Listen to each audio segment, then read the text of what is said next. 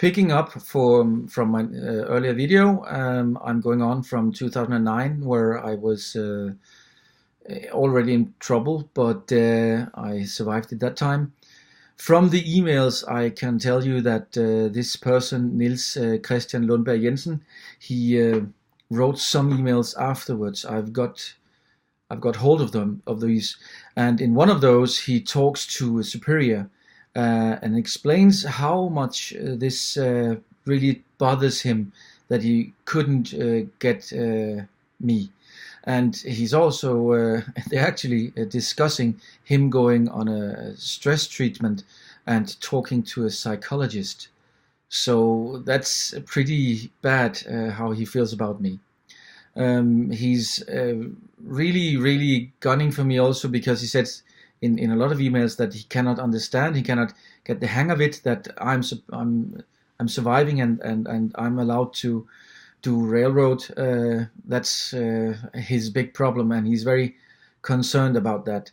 So my point is that I can document that one person, his colleague, sees me as a very big potential. He writes an email before he takes me to that test, where he writes that I'm supposed to be extremely good and extremely above my level if I am to pass that test. He writes that and he names me. Therefore, when I pass that test, I can only imagine that he must have thought that I was a very good candidate. And afterwards, he turns around and smears me and wants me to get out of the business by all means. I cannot understand that until I got the chance to talk to some of the witnesses that have come forward. The witnesses by now has come forward in that matter that they are anonymous right now. They are not wanting to risk their career in Banedanmark without any sort of result for their testimony. So for now they're anonymous, but I have a few ones that worked with Niels K. He is the cultural bearer of the morale of Banedanmark and so on, and the main writer of the rules. And they are telling me that he thought that I was, well, too good, too capable, or just too smart, or whatever. So that was actually the problem. Moving on, I survived until 2012. Very hard to get jobs, very hard to persuade people to come and work for me, because I have a concept and I've kept to that for the years. I wanted to be very good. Actually, I wanted to be the best service-wise, and to be very good at maintaining qualifications, keeping up with the rules, and being there for the customers, being active and have initiative. So if you see problems coming, you will alert your customer and say that this is coming, I can do this and that and so on. So be a good advisor also. And I was able to attract some good employees, but even that wasn't enough. Even me being compatible with good prices wasn't enough. Even me with doing a good job, so we didn't get a lot of attention in the negative fashion, that wasn't enough. And that's what I've learned from the witnesses.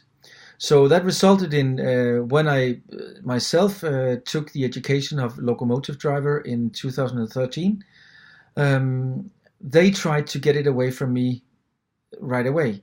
Actually, I took a test where I have to get my certificate, and I have to prove that I am capable of certain stretches from A to B, example from Copenhagen to Fredericia. So you go to a test in all the stretches that you have, and you of course provide the documentation that you have driven through that, which I did. And even though I passed the tests, they could have disqualified me if they had reasons to do so, but they hadn't, and so they didn't. The day after I passed the tests, one of the co-workers of Niels K. wrote an email to Niels K. that he wrote that now Jesper Ravn has passed his test, and there's nothing wrong with that because he's very good. But it makes me feel bad. It makes me feel like an idiot. We have to do something, and that's how the ball kept rolling, and that's how they continued.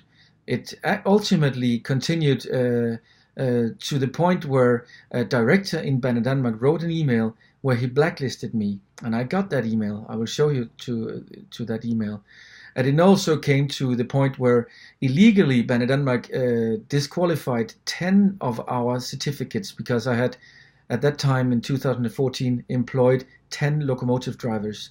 I was actually the biggest service provider of safety in Denmark, if you take aside from some of the very, very large contractors that do more than security.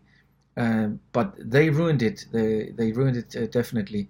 And I have some documents where the Minister of Transportation has decided that Banedanmark, what they did was wrong. So, but that's in the next video.